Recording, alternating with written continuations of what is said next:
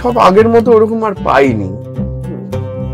সেটা তখন ছোটবেলায় একটা স্মৃতি থাকে না, যে এখানে ঘর ছিল, এই রাস্তাটা দিকে হেঁটে গিয়ে পদ্মায় যেতে হতো, তো এই রাস্তা দিয়ে এরকম করে এখানে আসতাম, এই পুকুরে ওপারে হচ্ছে একজন, পুকুরের ওপাশে দালানি আম গাছ ছিল, ওই গাছের ওপাশে একটা বাড়ি ছিল মোয়াজ্জেম কাকার।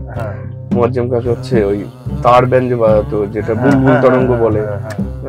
সারাদিন চটি নিয়ে ফেরি করতো, চপ্পলের ব্যবসা ছিল, এটা নিয়ে ফেরি করতো, সন্ধ্যাবেলা এসে বুলবুল তরঙ্গ বাজাতো। আর ওদের একটা ইয়ে আছে, কলাই রুটি, হাতে হাতে থাকা কলাই রুটি তৈরি করা। তো আমি প্রায় গিয়ে ওদের বাড়িতে কলাই রুটি খেতাম।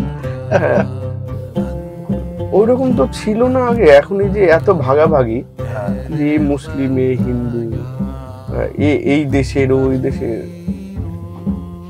এরা এই কাস্ট, ওরা ওইরকম। আগে আমার মনে হতো যে কোথাও এতটা ছিল না।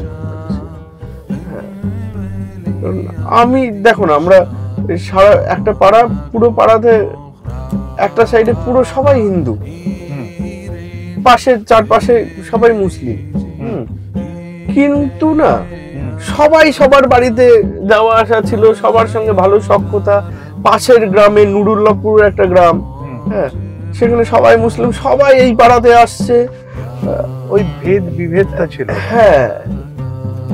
তখন ওই যে আনন্দ, ওই আনন্দটা, একটা টলারেন্স ছিল সবার মধ্যে, না? টলারেন্সটা অনেক কমে গেছে আজকাল। তো প্রত্যেকটা মানে আমি দেখি যে একটা এত বেশি পোলারাইজেশন হচ্ছে, মানুষকে একের অপরের মানে এই রিলিজিয়ন নিয়ে বিভেদটা যেন আরো বেড়ে গেছে। মানে রিলিজিয়নের সঙ্গে সবকিছু, কাজের ক্ষেত্রে সবকিছুতেই বাড়ি। একটা ছোট্ট বাচ্চাকে তার মাথার মধ্যে এমন করে বিষটাকে প্রয়োগ করা হয়েছে, তাকে সে বলছে যে মুসলিম ওরা। কি খুব ডেঞ্জারাস আর কি।